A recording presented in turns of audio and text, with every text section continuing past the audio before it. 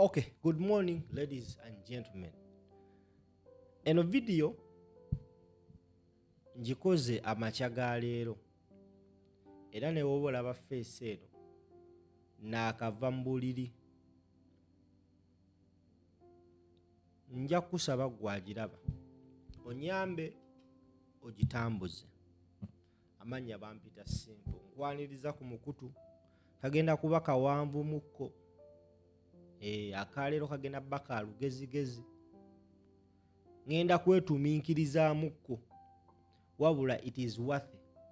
So nyamba gwatanaba subscribing, please kindly subscribe, tapping a notification bell tusobole okuba nga tugenda mu maaso n'ensonga eno. Kyannaku nnyo nti tuli mu ggwanga Uganda. Eggwanga Uganda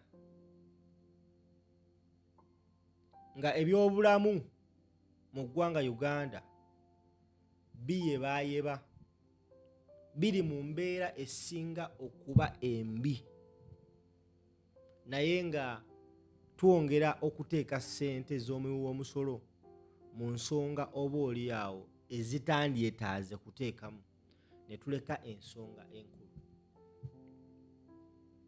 Gwatulaba Uganda tulivinga budget eri deficit. N'abagambe kano kagenda beeramu okwetumiikiriza wabula nsaba okawo obudde. Waliwo ebika bya budget bisatu. Waliwo kye bayita surplus budget, waliwo kye bayita balanced budget, ne wabaawo ne kye bayita deficit budget. Kati eggwanga Uganda tulivinga kye bayita deficit budget.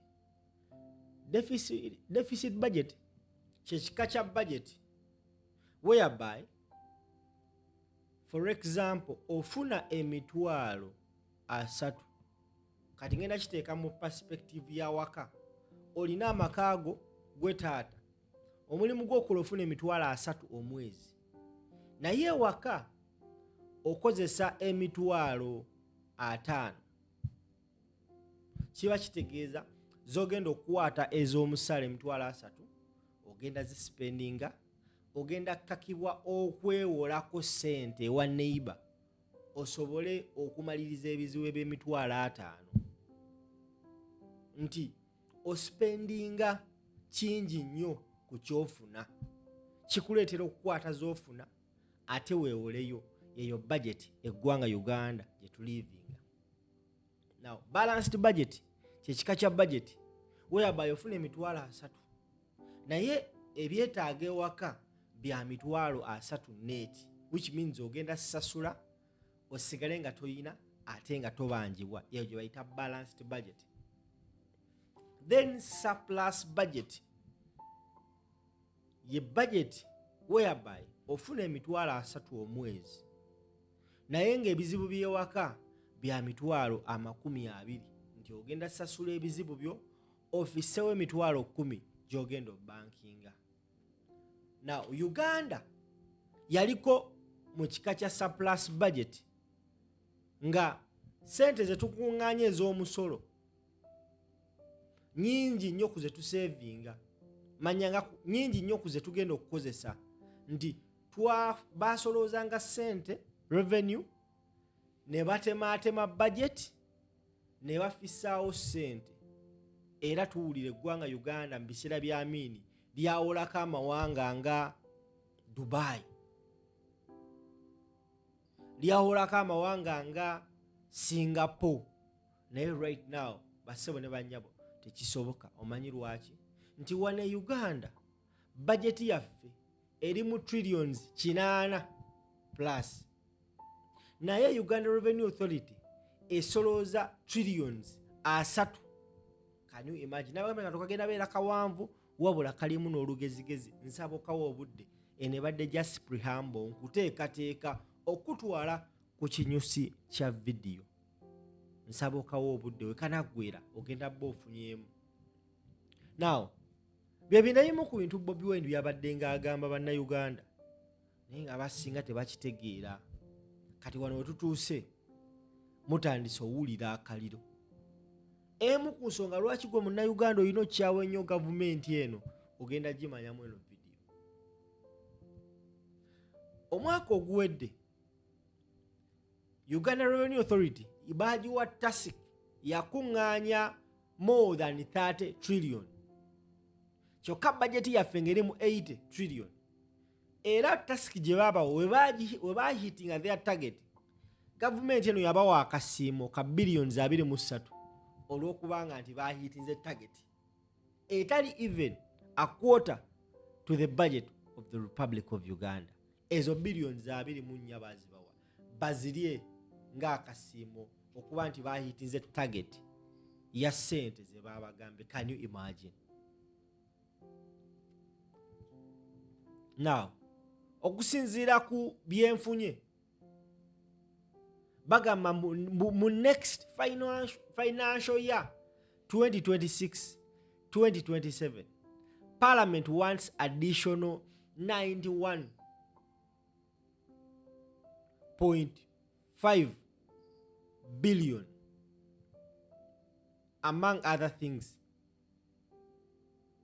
The Parliamentary Commission requires additional budget of 91.501 billion to cater for the ongoing work of the new chamber, planned architectural design of the office block to be suited along Parliamentary Avenue after taking.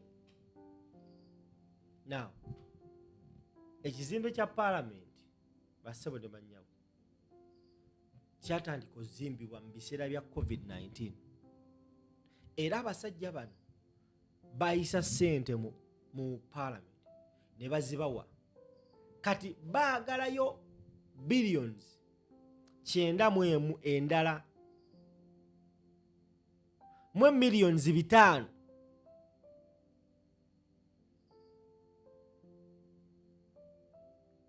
bongera okuyooyoota ekifo ekyo. 91 billions Parliament ya Uganda ze baagala.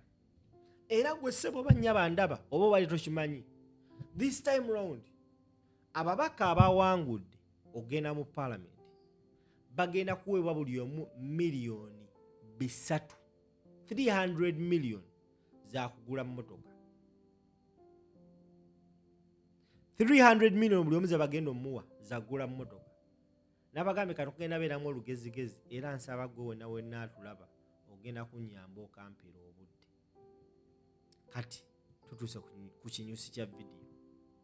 Abasajja bagenda bawa buli omu 300 millions ate era mu financial year basabye 91 billions okwongera okuyooyoota ekizimbe kya Parliament chamber ekipya. Njagala owulirize ssente y'ogwe omuwi w'omusolo weegenda. W'okwata calculator yo gwe ssebo bannya bandaba n'okwata miliyoni 3 buli omu z'agenda ofuna n'omultiplyinga n'abakozi n'omultiplyinga n'ennamba y'aba MPs abagenze mu Parliament. Ba MPs abagenze mu Parliament bali 555 this time round ng'ogasseeko bonna. Kati njagala okwate calculator yo okwate miliyoni 3 omultiplying by 555 MPs oba ogenda funa biliyoni 166.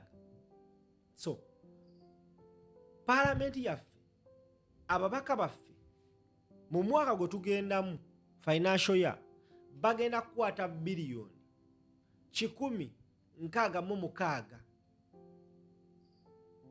Biliyoni 166.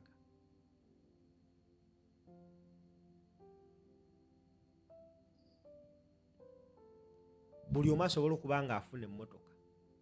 Naye gwe ssebo bannya bandaba njagala oddawo weebuuze biliyoni 166 wetuzikwata ne tugamba nti tugenda kubanga tusapulayinga amalwaliro ga Uganda gonna ambulance. Emabegakaawo ndowooza mwaka gwali gwa 2023 if I'm not mistaken, Uganda yavaayo neparadinga ebimotoka bya tiyagasi bye baali baguze okweteekateekera akalulu kano ke twakavaamu. Bapachesinga ebimotoka bya tiyagasi byalinga mu 100 plus. The next day, it was a Saturday, I remember very well, omukyala Nabbanja n'alabibwa ng'ali mu commissioninga ambulance Uganda ze yali esazeewo kubanga ewa bannayuganda. Guess what? Omukyala Nabbanja yali acommissioninga ambulance za tukutuku. Na mu kwetuminkiriza kwenkoze olunaku olwa n'agambye kano kalina bbeeramu okwetuminkiriza era nja kusaba okawo obudde nkwegayiridde.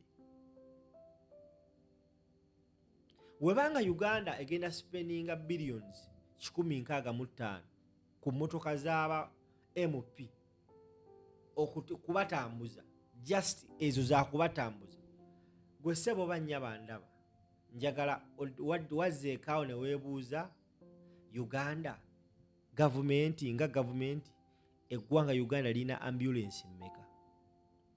Wengenze ku Google nenteekamu ne bangamba nti Uganda currently has approximately 278 standard ambulances, a figure that remains significantly below the national requirement of 460 vehicles needed to ensure effective emergency coverage.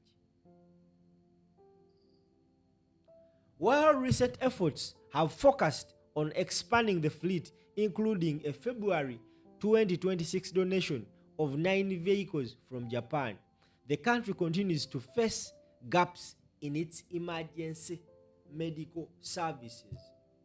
Eggwanga Uganda lina ambulances 278 zokka. Newankubadde nga mu kunoonyereza obulungi eggwanga lyetaaga ambulance 460 okusobola okutuusa obuyambi ku buli munnayuganda. Naawe gwe munnayuganda ndaba kubamu akafaananyi nga tukutte billions 166 ezigenda okugulira ababaka ba parliament amamotoka nga bagenze mu parliament. Golowooza ezo ssente ziyinza kugulira Uganda ambulance mmeka? Wano wenjagala otandika ti vidiyo erabika etuuse ku nnyanyula. Ngenze ne nnoonyereza how much an ambulance costs. Ne bangamba nti a fully equipped ambulance typically costs between $26,000 and $300,000, depending heavily on the vehicle base, medical equipment, and customization level. Basic mass-produced model often range from $15,000 to $80,000, while specialized heavy-duty emergency vehicles or those with advanced intensive care unit frequently exceed $200,000. Price vary significantly. Ambulance nga eri well equipped eri wakati w'emitwalo 26 ejja $.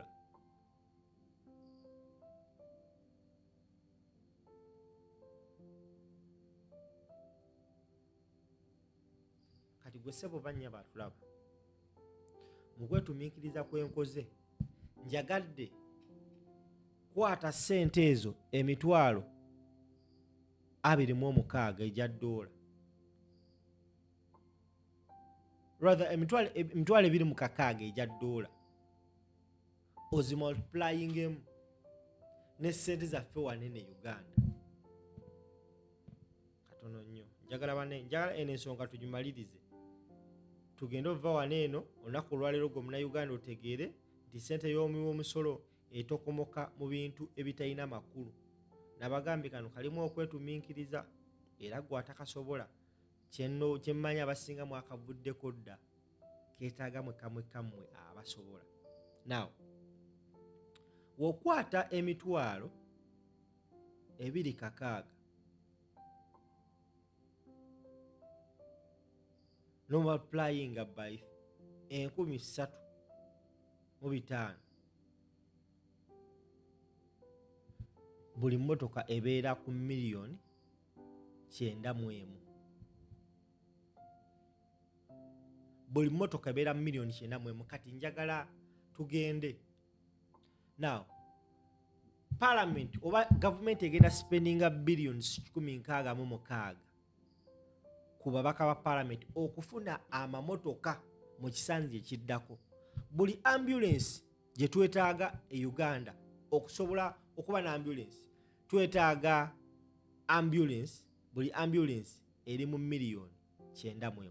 Kati kwata ssente zino, just an example, omanye tuyinza kwetaaga ambulance mmeka, oba zino ssente tuyinza kufunamu ambulance mmeka, gwezi dividing by the price of an ambulance, miliyoni 91.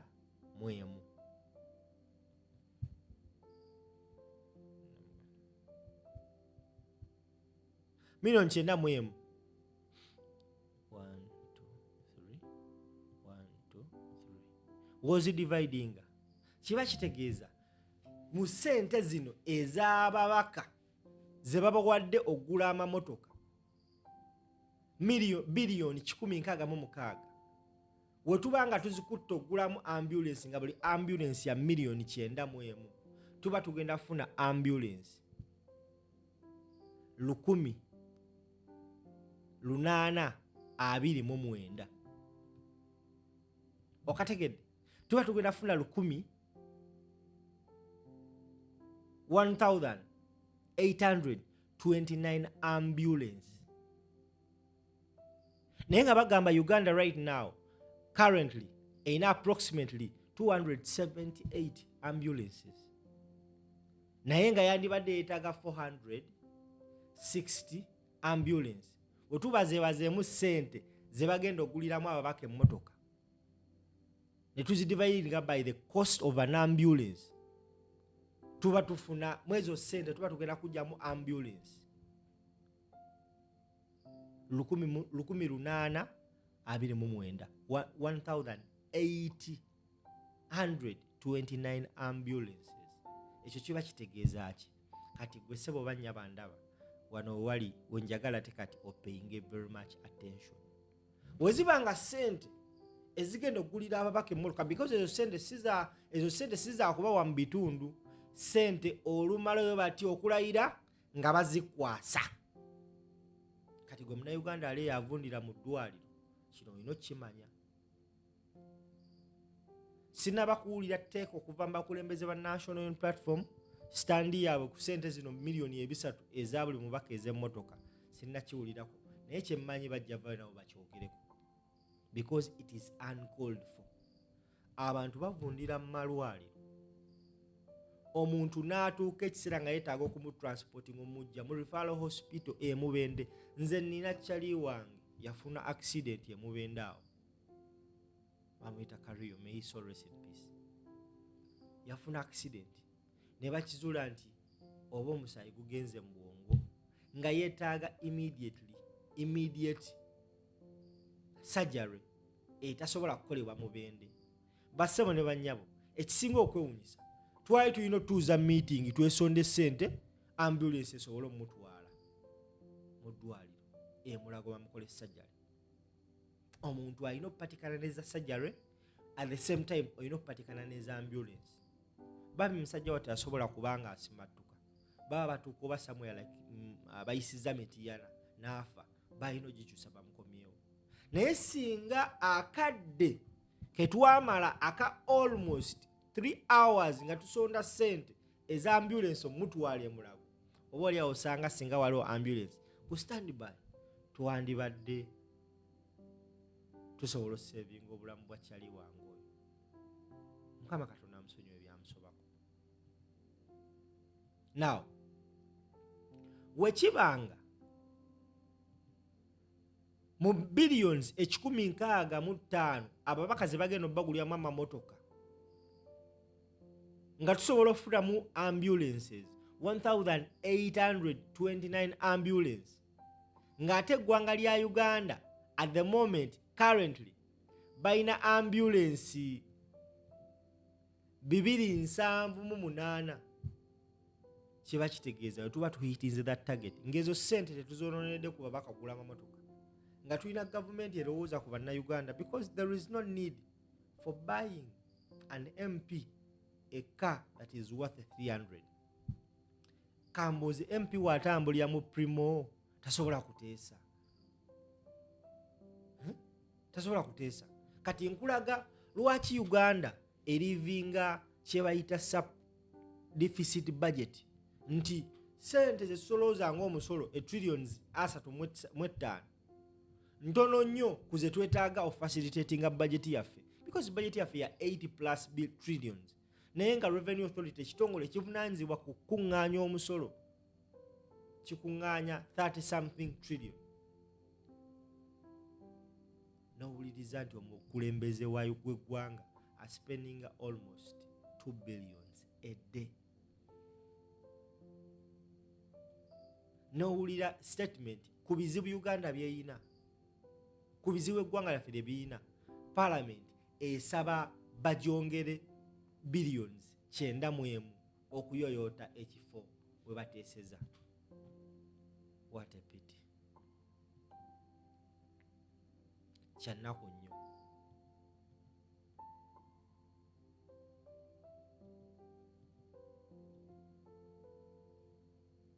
Kyannaku nnyo. Tusaana tusabire eggwanga lyaffe Uganda. Era gwe wena aliyo ngolowooza nti ebintu biri bulungi. Gwe njagala olindeko akaseera. Mukama Katonda waalikuwa okugezesebwa. Ofune omulwadde ng'ali mu ddwaliro. Nga weetaaga ambulance erina omutwala.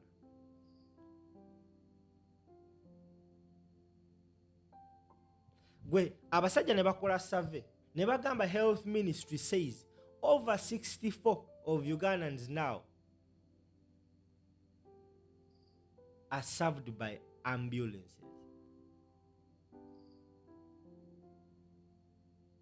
Naye nga mwabala babiri essaawa zino nga toli mu Uganda ng'owangalya amawanga nga America, owangalya amawanga nga UK, you can testify to this. Nti w'obanga ofunye obuzibu ne weziba ssaawa mmeka n'okuba an emergency line aba paramedics in just a few minutes babeera ku nnyumba yo okutaasa obulamu. Wano Uganda omuntu aveewuwe ng'ali bubi adduke mu ddwaliro okutaasa obulamu bwe, wabula ekisinga okwewuunyisa ate eddwaliro lyagenzeemu ne limwanguyiza okufa. Tuuka mu ddwaliro ng'abasawo beekomomma bamaze emyezi 5 tebafuna musaala nga tagenda kukolako mu butuufu nga bw'alina kukolako. Yensonga lwaki ate amalwaliro agali private osanga galina abalwadde bangi because bo gye baddukira ojja ssangayo mwana nansi ng'agenda kufaako lwa nsonga omusala we gugenda tonnyawo ennaku z'omwezi nga 3 bagumuwa akola musanyufu. Naye njagala mbuuze gwe Munnayuganda ndaba onziremu ekibuuzo kino mu comment section. Wali owuliddeko olunaku kale ozze owulira abasawo beekalakaasa, ozze owulira abasomesa beekalakaasa. Njagala ombuulire olunaku lwe wali okeddeko n'owulira ng'ababaka ba paalamenti oba baminisita beekalakaasa mbu tebaafunye musaala. Terubangayo. Naye njagala gwe ombuulire ku basawo n'abasomesa ne ba MPs oba ne ba minisita, bani abasinga okukola emirimu oba okukolera eggwanga?